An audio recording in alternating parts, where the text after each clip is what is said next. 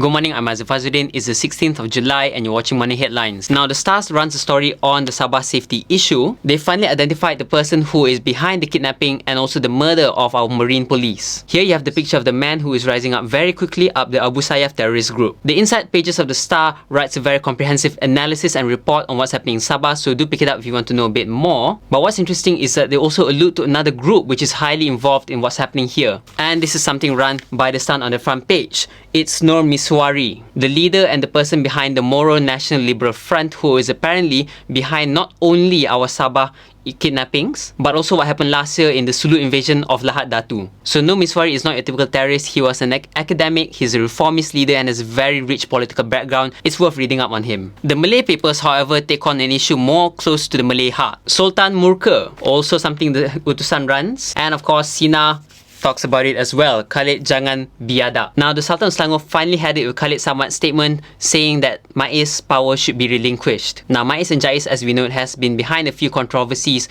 that has been happening for the past few months. And Khalid Samad has of course come out to say that, the religious power given to these authorities are far too much and, should be reduced. The Sultan, however, has said that, you doing this, you saying this, in fact, is a challenge to my power. Something the Sultan, of course, is very angry about and which has run across the Malay papers. But, whether or not the power of our religious authorities will be reduced is something which is most likely not going to happen, but worth looking at for the future anyway. The New Straits Times carries these two same stories, of course, the Sultan and our Sabah safety issue. But here is a photo of a man who has finally returned from Sweden, our tourism director who was charged with abuse a few months ago. So in the times of Ramadan, this happy photo of course brings a nice warm feeling to our hearts, maybe during a time of forgiveness. Bygones be bygones. Is this something the media is trying to tell us? So the Malay Mail is taking on a different trajectory altogether, bringing a business story on their front page. Petronas rises to number 69 on Fortune 500 listings. Maybe Malay Mail is trying to show that, we're doing good at international front.